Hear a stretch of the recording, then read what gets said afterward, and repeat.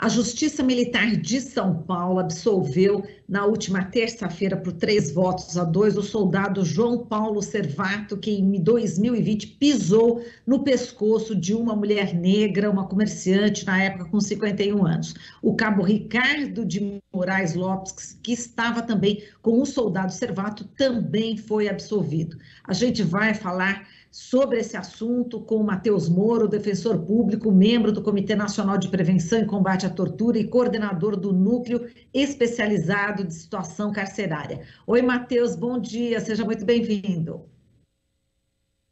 Ô Marilu, bom dia, sempre um prazer falar com vocês, mas só para dar uma retificada, o nosso mandato aqui na coordenação acabou no mês passado, né?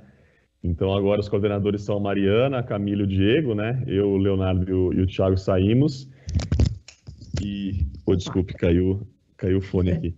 E desde o último dia 2 também, até por uma exigência da lei eleitoral, eu estou afastado da defensoria e volto no dia 3 de outubro, mas estou à disposição de vocês aí. Tá certo, então. Vamos lá, Matheus. Bom, agora, de acordo com o Ministério Público aqui do Estado de São Paulo, o soldado Servato, né, cometeu 4 crimes: lesão corporal, abuso de autoridade, falsidade ideológica e inobservância de regulamento.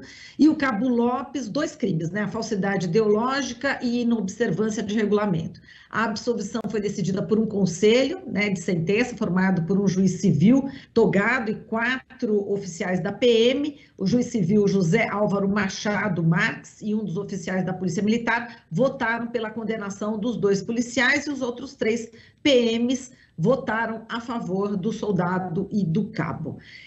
Matheus, como é que você qualifica essa decisão e como você vê também PMs julgando PMs? Bom, tentar começar falando aqui, Marilu, a gente já conversou em tantas outras oportunidades, mas dizer que, até pelo que a gente estuda, pelo que a gente trabalha há muitos anos, a gente não pode ter uma fé no direito penal, né?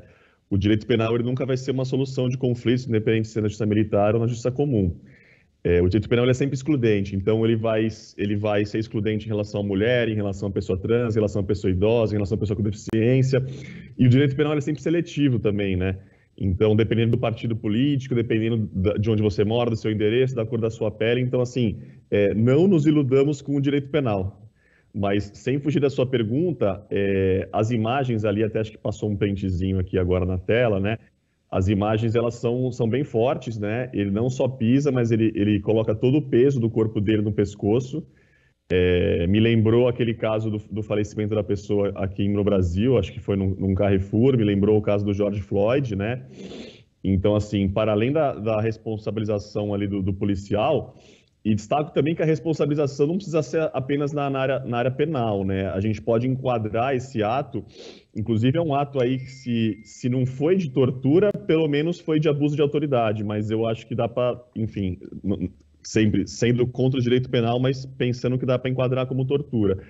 Então, assim, esse agente público, ele pode ser enquadrado num ato de improbidade administrativa, né, que seria uma outra, vamos dizer assim, responsabilização, punição fora do direito penal, e eu acho que cabe indenização não só contra a pessoa que fez isso, né, mas contra o próprio Estado. Então, assim, a gente tem esferas diversas, né, esferas penais, esferas cíveis, esferas administrativas.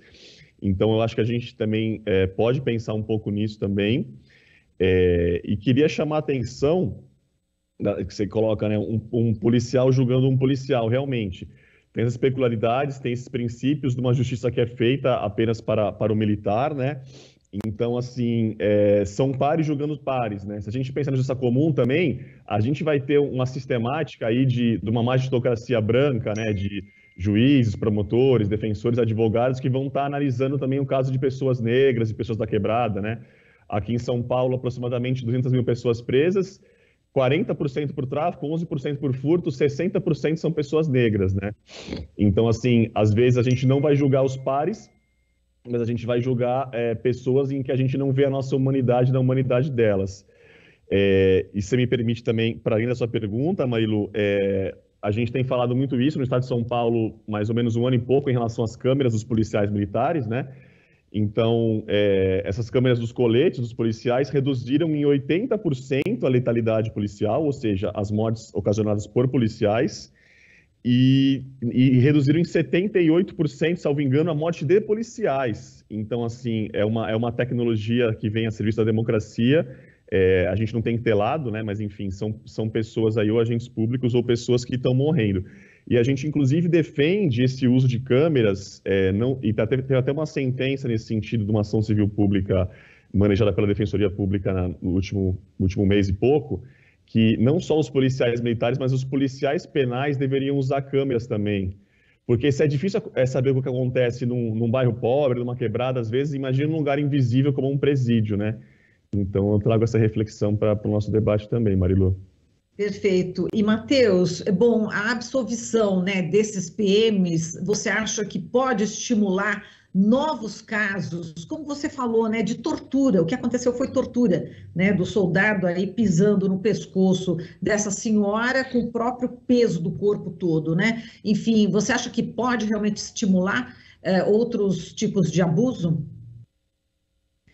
Então, é difícil dizer, Marilu, se estimular, assim, né? Vamos lá, é como eu coloco, assim, a gente tem nos últimos meses, e agora é uma época de eleição também, então, alguns candidatos mais progressistas trazem essas ideias em relação, como, por exemplo, tecnologia, câmeras. Então, eu não sei se estimula, não, mas eu acho que causa uma certa confusão, né? Porque a gente está aqui numa rádio debatendo a questão, como é que quem não... Para mim é muito simples analisar, né? Eu trabalho com essas questões de criminalidade, estudo isso, né? Mas eu acho que, para além de estimular ou não a conduta do policial, eu acho que, em geral, a sociedade não entende um pouco essas questões, assim, sabe? Diferença de justiça militar e justiça civil, diferença entre uma seara penal e outras searas, né? Mas, assim, acho que o caso não acabou ainda, né? Foi uma sentença agora, podem ter recursos, né? Então, assim, sempre ter os pés no chão aí, que a situação de um processo, ele também, às vezes, pode mudar de um dia para a noite, ou mudar depois de um julgamento de um recurso, né? Mas, assim, ali pela imprensa, não tive acesso a esse documento, ainda não sei se vocês tiveram também dessa sentença, uma decisão colegiada, na verdade, né? Vou tentar depois ler com calma também e ver quais foram os fundamentos, assim, né? Porque o que eu tenho visto é isso, que ele foi absolvido, como eu falei, as imagens chocam, mas não sei exatamente quais foram os fundamentos dessa decisão, de forma mais profunda. E, Matheus, agora eu vou repercutir contigo também uma decisão aqui do Superior Tribunal de Justiça, né, que reforçou o entendimento de que as guardas municipais não podem exercer as atribuições das polícias civis e militares e restringiu o poder da força para fazer abordagens e revistas. Bom, a tese foi formada pela sexta turma da Corte, foi na semana passada, num julgamento de recurso de um homem, né, que foi condenado por tráfico de drogas aqui no estado de São Paulo, depois de ser revistado pelos guardas municipais. Os ministros consideraram ilícitas as provas colhidas e anularam a condenação dele. Como é que você viu esse caso que não tem repercussão geral, mas o próprio relator, o Rogério Schetti Cruz, né, ele destacou aí a importância de se definir aí um entendimento da Corte, né, sobre esse tema, tendo em vista justamente o atual quadro, segundo ele, de expansão e militarização dessas corporações. Como é que você viu essa decisão também? Marilu, antes de entrar na decisão, eu estou com a Constituição aberta aqui no meu computador, eu vou dar uma lidinha aqui, é o artigo 144 da Constituição Federal, o parágrafo 8º, tá?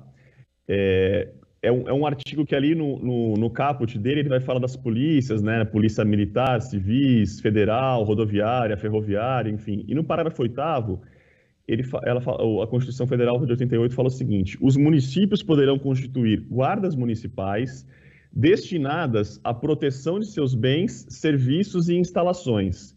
Então, assim, embora essa decisão seja uma novidade, até pelo que você trouxe aqui, no sentido de que não é uma decisão com repercussão geral, etc., assim, né? Mas foi uma decisão tomada na palavra do próprio ministro Rogério Schetti, para tentar fazer uma jurisprudência, né? Mas não é novidade. Eu fiquei os últimos 5 anos trabalhando no Núcleo de Situação Carcerária, né, com a tutela coletiva, fazendo inspeções em presídios, mas eu lembro já uns 5, 6 anos atrás, é uma tese que eu já usava quando atuava na defesa individual, quando era defensor público lá na cidade de São Vicente. E para mim fica muito claro, embora possa parecer um pouco mais confuso para a gente tentar explicar, e vou tentar aqui também ajudar vocês a explicar para quem está ouvindo a gente, assistindo a gente, A Constituição, por a parágrafo que eu li agora, o parágrafo 8º do artigo 144, ele fala que a Guarda Municipal tem as seguintes atribuições: zelar pela proteção dos bens, serviços e instalações dos municípios. Então, assim, se algo que está acontecendo num prédio da prefeitura, por exemplo, né, digo prédio da sede, mas pode ser um equipamento público de saúde, de educação. Então, assim, diferentemente da polícia militar, da polícia civil, a polícia militar, por exemplo, ela vai ter a atribuição de fazer um policiamento ostensivo. Ou seja, quando se define o papel das guardas das polícias, ela tem atribuições diferentes. Então, o entendimento da 6ª turma do STJ nesse caso foi qual? Foi de que a polícia, a guarda municipal, ela não pode chegar ali numa rua e, por eventual suspeita, abordar alguém ali, sabe, sem estar acontecendo um crime em flagrante. Então, assim, tem uma expressão, né, como qualquer do povo, ou seja, eu e você mesmo, Marilu, se você vê, por exemplo, um roubo acontecendo, você pode ir lá intervir, tentar, enfim, recuperar o pertence, enfim, segurar a pessoa ali. E a guarda municipal também pode isso. O que ela não pode fazer ou seja, atuar em atribuições que não são dela. Então, fazer um policiamento ostensivo, abordar pessoas na rua, parar um carro no meio da rua e fazer blitz para ver se tem algum objeto ilícito, entendeu? Então, assim, é uma decisão muito bem-vinda, essa decisão do STJ. E queria chamar a atenção para a 6ª turma, principalmente para o ministro Rogério Schietti. Nos últimos anos, várias decisões, o STJ vindo para garantir direitos, né? A gente vem aí de 6 anos de golpe, né, de uma ditadura ou de uma ditamole aí com Bolsodória, mas lembrando que teve uma decisão recente também falando em relação à invasão ao domicílio, ou seja, como a casa é um asilo inviolável, um direito fundamental pela Constituição, as polícias não podem invadir as casas assim, sobre pretextos, ela tem que ter mandados, ou tem que estar acontecendo algum flagrante ali na hora, enfim. E mesmo assim, mesmo em caso de flagrante com exceções, uma decisão também em relação ao reconhecimento de pessoas, né? A mídia tem falado isso também muito nos últimos tempos, né? Que não pode ser aquele reconhecimento de um álbum de foto onde vão ter numa página 500 rostos de pessoas negras ali e a pessoa vai escolher uma delas, enfim. Então, queria chamar a atenção também para decisões recentes do STJ, principalmente da 6ª turma, no sentido de garantir direitos fundamentais que estão aí previstos há muitos anos na Constituição. Exato. E agora, falando ainda da Guarda Civil Metropolitana, Matheus, a gente teve nessa semana, a gente entrevistou, né, o Benedito Barbosa, você deve conhecer, né, advogado do Centro Gaspar Garcia, né, de Direitos Humanos, e depois a gente continuou fazendo, inclusive, reportagem, a Júlia Pereira continuou no caso. Foi o termo é desocupação administrativa, né, que a prefeitura fez ali, junto com a Guarda Civil Metropolitana, em Aricanduva, na Zona Leste, né? Então, a gente viu, enfim, pessoas sendo atingidas por balas de borracha, né? Então, os corpos, né, feridos, o gás de pimenta atingindo idosos, um bebê que tinha menos de 1 mês de idade, né? Enfim, e o dito que acompanhou, né, todo esse caso realmente ficou chocado, né, como todos nós ficamos, né, Matheus, ao se deparar aqui com esse tipo de violência. E a gente sabe, né, que muitas guardas civis estão aí se armando até com fuzis, né? Enfim, como é que você vê também essa desocupação administrativa? Você falou, a Guarda Civil não pode entrar numa casa, né? Quer dizer, não compete a ela, a Guarda Civil Metropolitana.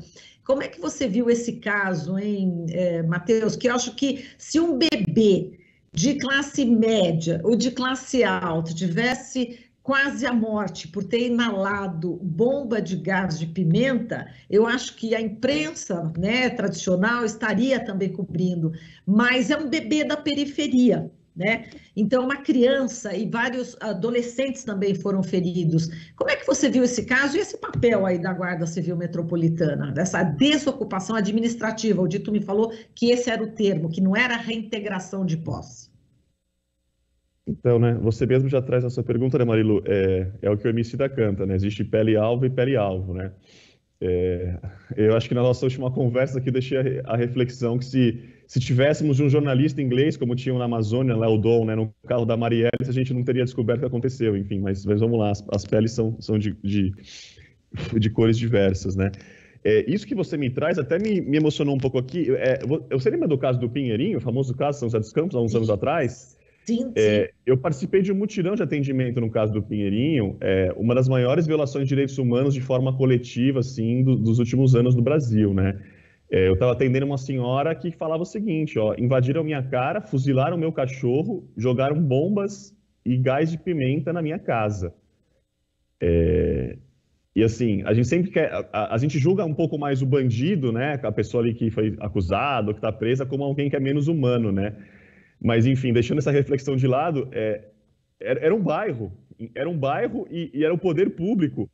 Existiu ali uma promiscuidade do poder judiciário junto com o poder executivo. Enfim, me empolguei aqui com o caso do Pinheirinho, Marilu, mas vamos lá.